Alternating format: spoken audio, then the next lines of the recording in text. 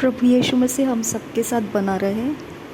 आज कल हम लोगों ने फादर्स डे मनाया, राइट 15th। अब ये रिकॉर्ड जो है वो पुराना हो जाएगा, इसके लिए मैं डेट मेंशन कर रही हूँ 15 जून 2025। ओके, तो हमने फादर्स डे मनाया।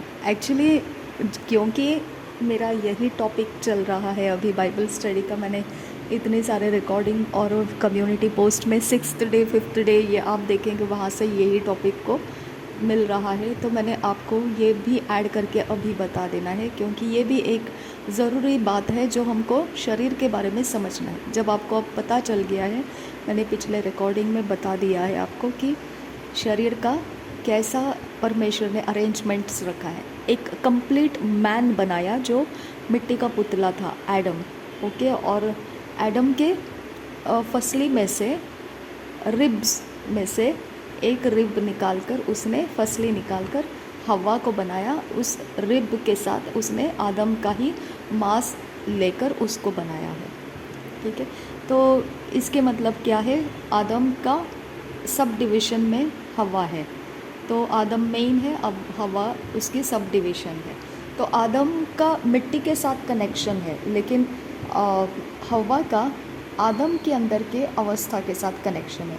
आदम को परमेश्वर ने फाइनल प्रोडक्ट बनाया, और उस फाइनल प्रोडक्ट के अंदर से परमेश्वर ने एक सब प्रोडक्ट बनाया। तो वो प्रोडक्ट अब आदम को जानता है, मिट्टी को नहीं जानता है। इसके लिए आप हमेशा ज़्यादातर देखेंगे वुमेन्स लोगों का रहना जो रहता है, मिट्टी से दूर रहते हैं वो। ओके, और मेन जो रहते हैं वो पूरे मिट्टी के साथ कनेक्टेड रहते हैं। ओके, तो उनका मेंटालिटी और वुमेन का मेंटालिटी में बहुत बड़ा डिफरेंस है, बहुत ज़मीन आसमान के अंतर का डिफरेंस है। आदम बहुत ज़्यादा ज़मीन के साथ कनेक्टेड है, मिट्टी के साथ कनेक्टेड है। हवा आदम के साथ कनेक्टेड है। ओके, ये बहुत गहरा रेवलेशन समझिए इसे, ये परमेश्वर के वचन का समझ है। उसका क्रिएशन बहुत ज़बरदस्त है। ओके, उसका क्रिएशन का लिंक, बॉन्डिंग हमको समझ में आना चाहिए। ये बॉन्ड ऐसा है कि लोग क्या बोलते हैं कि Father's Day Father's Day Father's Day Father's Day Father's Day, लेकिन हम कभी समझते नहीं हैं फादर का एक लेवल है। ओके, फादर उनके लिए फादर है जो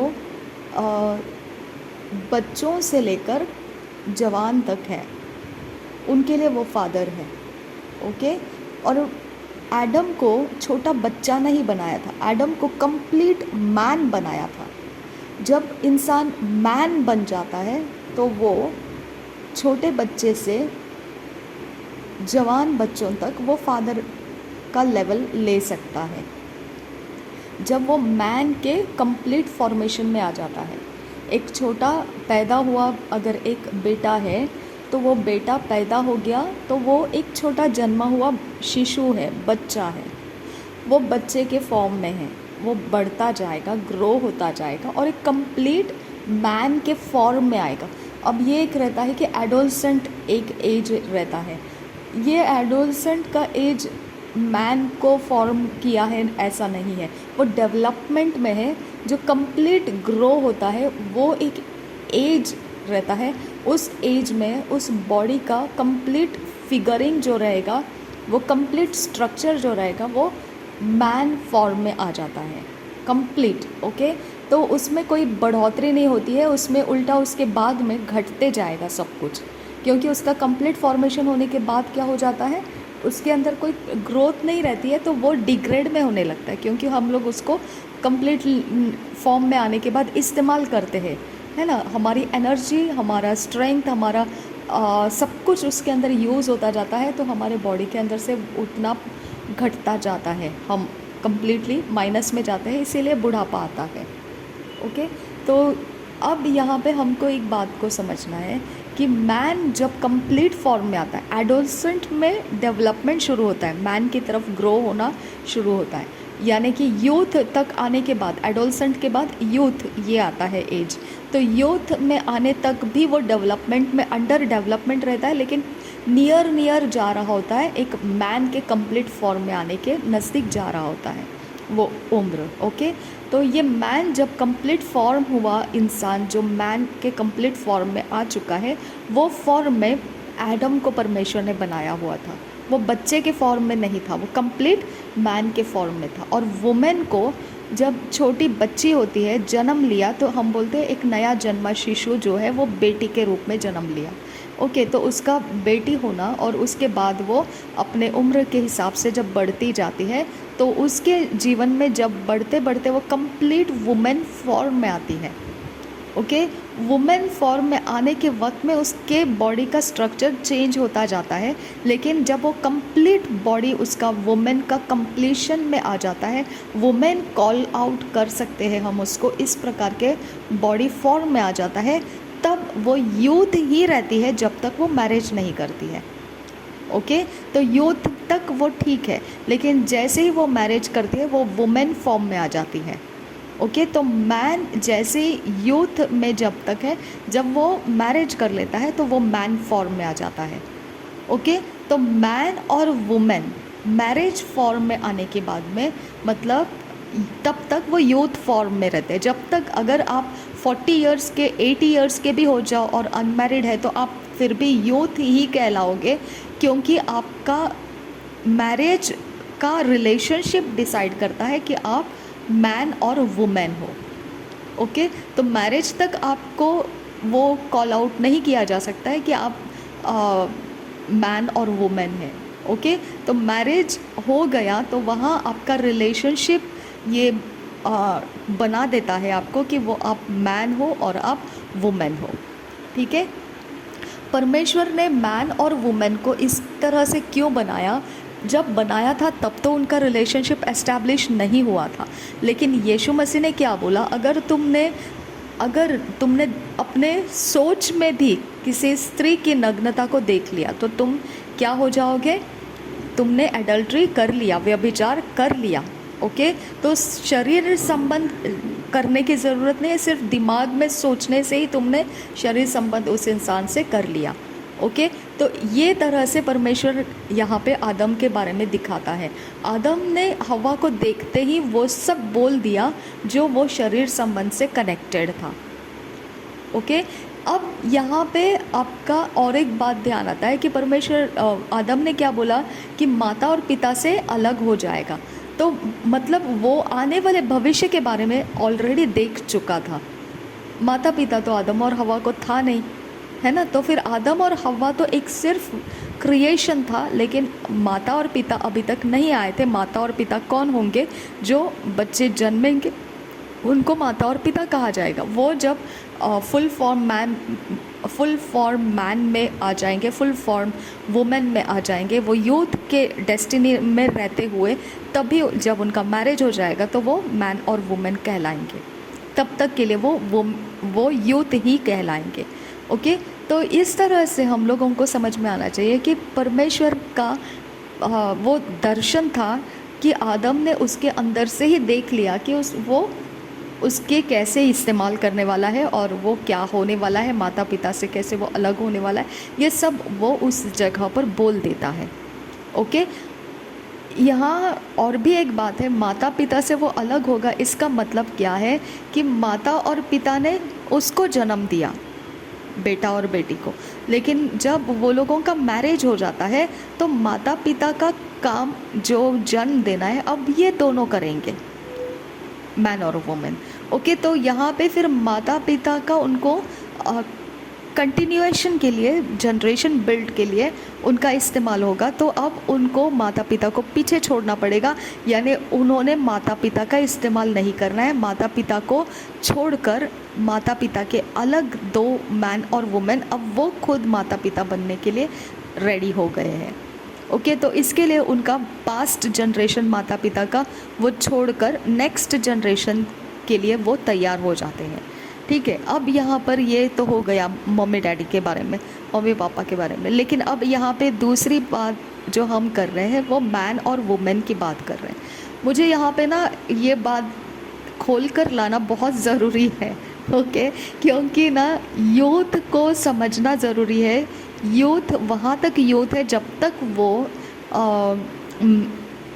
मैरिज में नहीं जाता है, तब तक वो यूथ है, ठीक है। अब वो मैंने बताया अगर वो 80 साल का इंसान भी होगा और मैरिज नहीं किया है उसने, तो वो फिर भी यूथ ही रहता है, क्योंकि उसके फिज़िकल बॉडी का स्ट्रक्चर जो है वो मैरिज के लिए रहता है। और अगर उसने उसको पर्पस में नहीं दिया तो वो पर्पस उसका मैन और वुमेन में उसको कन्वर्ट नहीं करता है, ओके। उसका शरीर का चेंजेस नहीं होता है। इसके चेंजेस की वजह से तो हम बोलते हैं ये चिल्ड्रन है, ये यूथ है, ये एडोलसेंट है। उसके शरीर के रचना के बदलाव के कारण ही हम बोलते हैं उस बात को कि ये यूथ है और ये मैरिज का अंदर आने के बाद ये मैन और वुमेन है, ठीक है। अब हमेशा मैंने क्या सुना है पता है, जो वुमेन से जो हस्बैंड की वाइफ है, ओके, वो हमेशा बोलती है मेरे हस्बैंड मेरे लिए फादर है, ओके। ऐसा नहीं रहता है, ओके, ऐसा नहीं रहता है, ओके। यहाँ पे ध्यान से समझना है इस बात को, मूर्खता की तरह बातें नहीं करना है, ओके। यहाँ पे समझदारी ऐसी है इस शरीर के बारे में कि आप जब बच्चों के समय से लेकर यूथ तक जितने भी गर्ल बॉय कोई भी हो, ओके, मैन और वुमेन, मैंने आपको बताया जब वो मैरिज करते हैं तभी वो मैन और वुमेन रहते हैं, ओके। तो उस समय तक हर एक मैन बच्चों से लेकर यूथ तक फादर के रूप में रहता है, समझा। हर एक वुमेन बच्चों से लेकर यूथ तक मदर के रूप में रहती है, समझ में आ गया, ओके। बच्चों से लेकर शिशु, जो जन्मा हुआ शिशु से लेकर वो यूथ तक, जब तक वो यूथ मैरिज नहीं कर लेता है तब तक, ओके, वो मैरिज किए हुए पुरुष के लिए, पुरुष उसके लिए फादर रहेगा, मैरिज किए हुए स्त्री उनके लिए मदर रहेगी, ओके। अब मैरिज करने के बाद वुमेन्स, अभी यहाँ तो बहुत सारे मैन और वुमेन हैं, सब ने मैरिज किए हुए हैं, हज़ारों पुरुष है, हज़ारों स्त्रियां हैं, है ना। तो हर एक मैरिज किए हुए पुरुष और हर एक मैरिज किए हुए स्त्री, ओके। अब मैरिज किए हुए मतलब शरीर संबंध स्थापित किया है, बच्चों को पैदा किया है, ऐसे लोगों के बारे में हम लोग बात कर रहे हैं। जब तक वो बच्चे फॉर्म नहीं करते हैं तब तक वो यूथ फॉर्म में ही रहते हैं। सिर्फ शरीर संबंध कर दिया इसीलिए तुम मैन और वुमेन बन गए, ऐसा नहीं है। आपका शरीर संबंध आपके शरीर को चेंज नहीं करता है। आप जब बच्चे पैदा करते हैं तब आपके शरीर चेंज हो जाते हैं और तब उसको मैन और वुमेन कहा जाता है। तब तक के लिए वो यूथ ही है। तो ऐसे भी लोग हैं जो मैरिज किए हैं लेकिन बच्चे पैदा नहीं किए हैं अभी तक, वो अभी भी यूथ फॉर्म में ही है। तो रिलेशनशिप एस्टैब्लिश नहीं होता है कि इसमें मैन और वुमेन बने, नहीं, ओके। रिलेशनशिप ये बात को एस्टैब्लिश नहीं करता है। आपका जो बच्चे पैदा करना है वो इस्टेब्लिश करता है कि आप वुमेन फॉर्म में है और आप मैन फॉर्म में, तब तक के लिए वो मैन और वुमेन नहीं रहता है, ठीक है। उनका एज बताता है कि वो यूथ फॉर्म में है, ओके। और उनका एज बताता है कि वो मैरिज किए हैं, उनका एज बताता है कि अब वो मैरिज किए हैं तो मैन और वुमेन बन गए, नहीं। जब तक वो चिल्ड्रन ऑफस्प्रिंग्स उनके द्वारा नहीं आते हैं तब तक वो यूथ में ही ठहरे रहते हैं। यानी कि रिलेशनशिप उनके बॉडी स्ट्रक्चर को मैन और वुमेन में कन्वर्ट करता है, ओके। अब यहाँ पे ध्यान देना है, एक बार आप लोगों ने अगर बच्चे पैदा कर लिए, अभी हज़ारों पुरुष हैं, ओके, हज़ारों पुरुष है, लाखों करोड़ों पुरुष है पृथ्वी के ऊपर जिन्होंने बच्चे पैदा किए, हर लाखों करोड़ों स्त्रियां हैं, वुमेन हैं जिन्होंने बच्चे पैदा किए हैं। ये दोनों को आपस में एक दूसरे को मदर और फादर नहीं कहना है, ओके। मैं शारीरिक दृष्टि से बोल रही हूँ, ठीक है।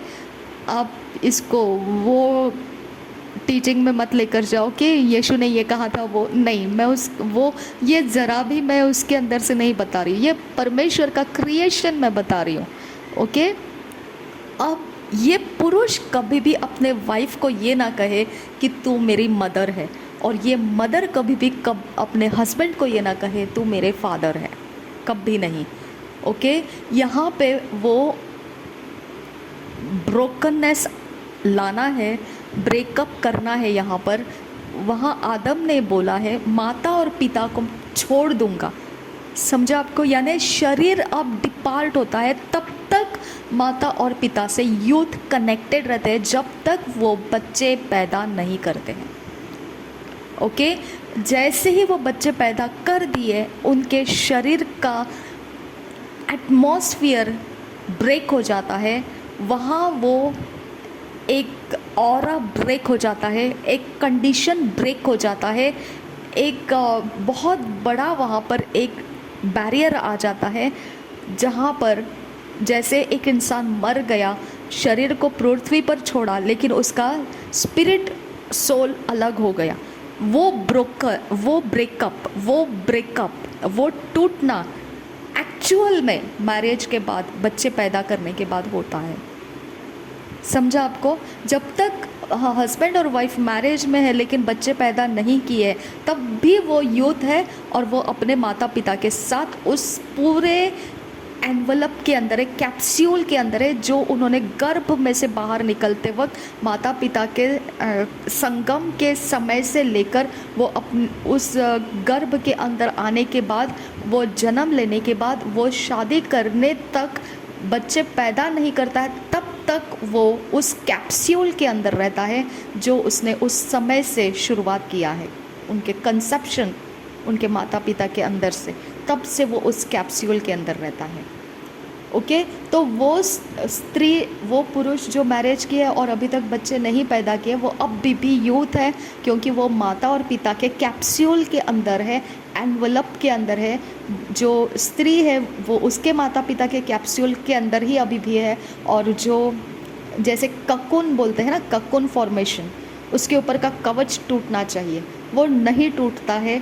और पुरुष भी चाहे मैरिज किया है और बच्चे नहीं पैदा किए हैं अभी तक, तो वो अभी भी यूथ फॉर्म में है और उसके माता पिता के कैप्सूल में है वो। ओके, ये कैप्सूल समझिए। और इसके लिए वहाँ पर क्या बोला है ना, अगर आपने कभी एस्ट्रोनॉमी की स्टडी की होगी तो सैटेलाइट को जब भेजते हैं तब आप देख सकते हैं कि वो कुछ दूरी पर ऊंचा जाने के बाद एक हिस्सा उसका छोड़ देता है ताकि उसका वज़न कम हो जाए। ओके, फिर उसके बाद उसकी ज़रूरत नहीं रहती है तो वो छोड़ देता है पृथ्वी के ऊपर। फिर उसके बाद थोड़ा हाइट पे जाता है तो वो और एक चीज़ छोड़ देता है, क्योंकि वहाँ का जो हवा का दाब रहता है, वहाँ उसकी ज़रूरत नहीं है, वो हैवी करना नहीं है, उसकी ज़रूरत ख़त्म हो गई, क्योंकि उसके ऊंचाई तक पहुँचने तक ही उस मशीन की ज़रूरत है, उसको निकाल देता है, वहाँ पर छोड़ देता है। तो इस तरह से है हमारा कैप्सूल। ओके, हम कंसीव हो जाते हैं, मतलब हमारे मम्मी पापा जब हमको कंसीव किए, हम कैप्सूल के अंदर आ चुके हैं। उस कैप्सूल को ब्रेक करने का टाइम रहता है। वो ब्रेक करने का टाइम कब है? जब मैरिज हो जाता है। तो पुरुष और स्त्री है वो मैरिज में उतरने वाले, दो यूथ हैं वो मैरिज में उतरे हुए। और अब जब वो रिलेशनशिप एस्टैब्लिश करेंगे और बच्चों को पैदा करेंगे तो वो क्या बन जाएंगे? वहाँ से माता और पिता बन जाएंगे, और वहाँ वो मैन और वुमेन के फॉर्म में है। और अब वो माता और पिता किसके लिए है? जो शिशु जन्मा रहता है वहाँ से लेकर यूथ के लोगों तक वो माता और पिता बन जाते हैं। ओके, लेकिन स्त्री और पुरुष कभी भी एक दूसरे के लिए माता और पिता नहीं रहते हैं। स्त्री को पुरुष के साथ संबंध स्थापित करने के लिए रहता है, और स्त्री पुरुष के साथ संबंध स्थापित करने के लिए रहता है। वो हस्बैंड और वाइफ के ही रूप में रहेंगे, चाहे हज़ारों करोड़ों पुरुष रहे, हज़ारों करोड़ों स्त्रियां रहे, उनके बीच में हमेशा ध्यान रखना, पार्टीशन बनाए रखो हमेशा। समझा?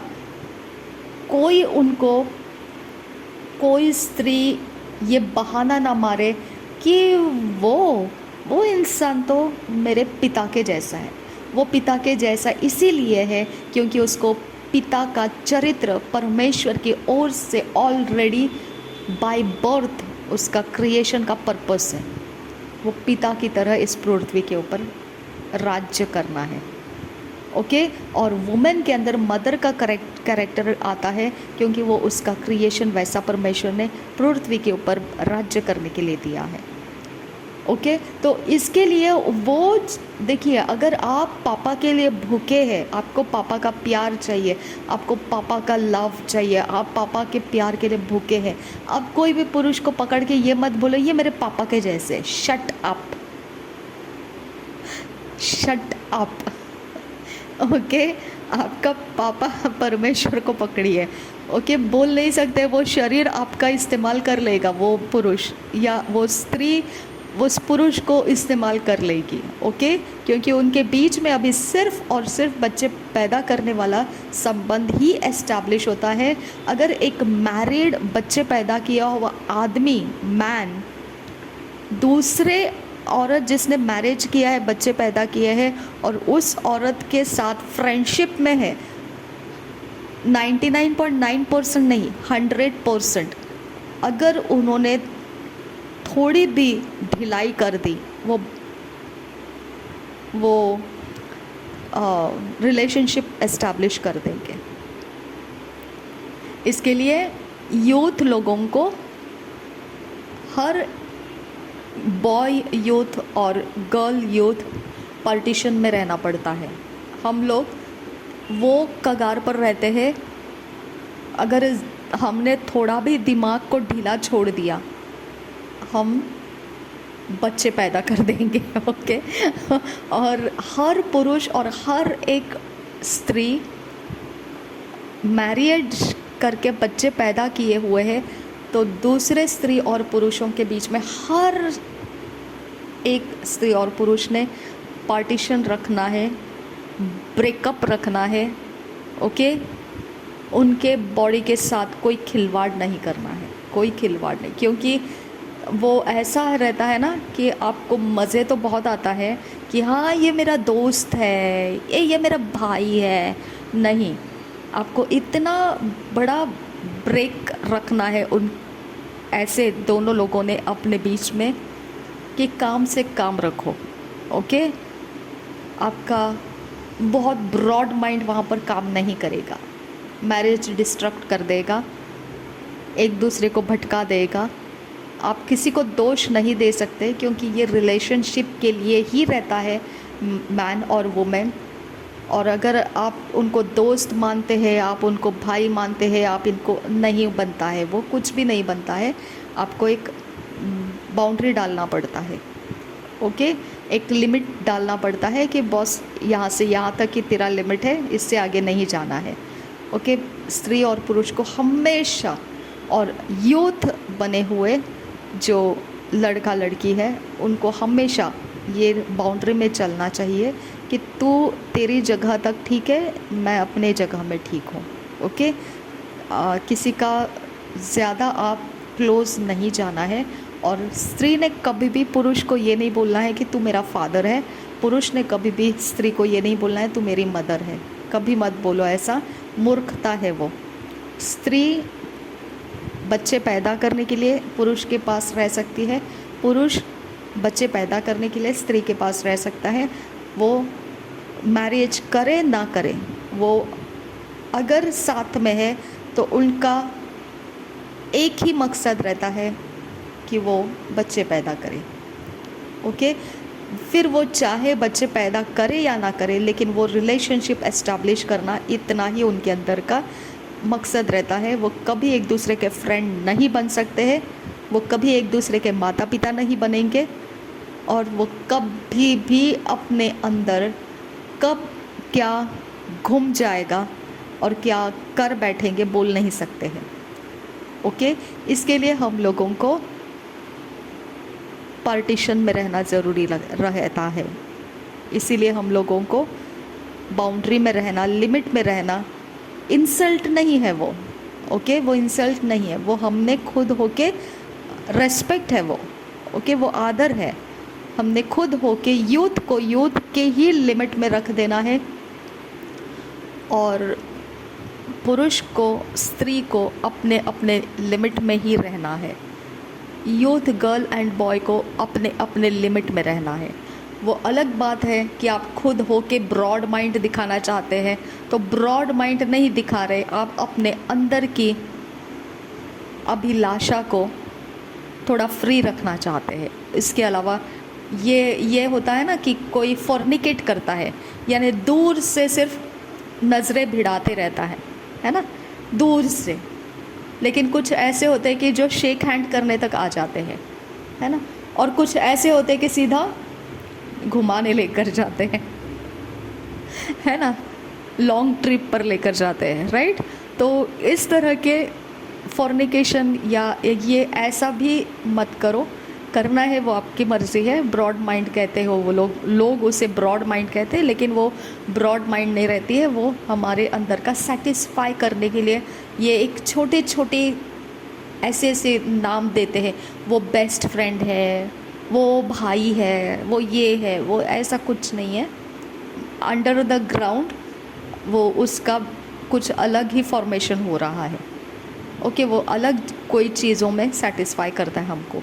इसके लिए हम लोगों ने थोड़ा संभाल के रहना है। परमेश्वर हमारी रक्षा करे इन सारी बातों में, और समझदारी के साथ हमको बात करना है। जब आप कहीं ऑफिस में हैं, कहीं पर हैं, तो वहाँ तो पुरुष रहने वाले हैं, वहाँ तो स्त्री रहने वाली है। वहाँ हमने हमेशा एक लिमिट को रख के ही जीना है कि वो किसी की हस्बैंड है या किसी के वाइफ है। ओके, तो हम सिर्फ अपने काम के लिए वहाँ पर है। बाकी काम हो गया तो गुड बाय, तुम अपनी जगह में, मैं अपनी जगह में हूँ। ओके, भुला देना है, अलग रहना है। यूथ ने भी, जो गर्ल और बॉय के फॉर्म में है, यूथ है, अपनी दूरियाँ बना के रखना है। ओके, जहाँ तक ज़रूरी है वहाँ तक हम ठीक है, वहाँ उसके बाद हमने बाहर निकल आना है दिमाग से, ठीक है। और ज़्यादा ही हमने बहुत एक अच्छा टीम वर्क है। जैसे हम लोग इंजीनियरिंग में टीम वर्क किया करते थे, हमको कंटिन्यू 8-8 10-10 घंटे इकट्ठे रहकर काम करना पड़ता था। तो वैसा अगर टीम वर्क है तो काम से मतलब रखिए। वहाँ तो हमेशा स्ट्रेस डाउन करने के लिए ऐसे जोक्स ऐसे सब होता रहता था, जो मजाक होता है, एक दूसरे के साथ खाना खाते हैं, ये सब तो होता रहता है। वो सब ध्यान रख के रखिए कि आप उसको फिर डाउन लेवल में लाना है, जहाँ पर ये चीज़ों का कुछ कनेक्शन ना हो, है ना। तो यहाँ सिर्फ इतना ध्यान रखना है कि मदर और फादर, हस्बैंड और वाइफ के बीच में नहीं होता है। हस्बैंड दूसरे वुमेंस के लिए हमेशा उसको वाइफ के ही रूप में देखेगा, वाइफ हमेशा दूसरे सारे हस्बैंड्स को हस्बैंड के रूप में ही रहेगी, क्योंकि वो दोनों के रिलेशनशिप इसी के लिए रहते हैं। तो कभी एक दूसरे को वो मदर और फादर ना कहे। कोई आपका फ़ायदा उठा सकता है कि आप अपने माइंड में ऐसे सोचते हैं, हाँ ये तो मेरा फादर है, लेकिन वो कुछ और सोच रहा होगा है ना। तो इसके लिए अपने शरीर की भाषा को सही समझिए, शरीर के डेवलपमेंट को सही समझिए कि कहाँ पर मदर और फादर बनते हैं, कहाँ पर उनका कैप्सूल टूट जाता है, हम उसमें से बाहर निकल आते हैं और हम खुद उस स्टैंड पर रहते हैं जहाँ से हम खुद अभी दूसरों के लिए मदर और फादर बनेंगे। कब? जब हम बच्चे पैदा कर दिए। बच्चे पैदा कर दिए तो 80 साल का इंसान भी अगर वो मैरिज नहीं किया है, रिलेशनशिप से बच्चे पैदा नहीं किया है, वो भी मैरिज में उतरे हुए लोगों को माता पिता कह सकता है। समझा? प्रभु यीशु मसीह हम सबके साथ बना रहे। आमीन आमीन।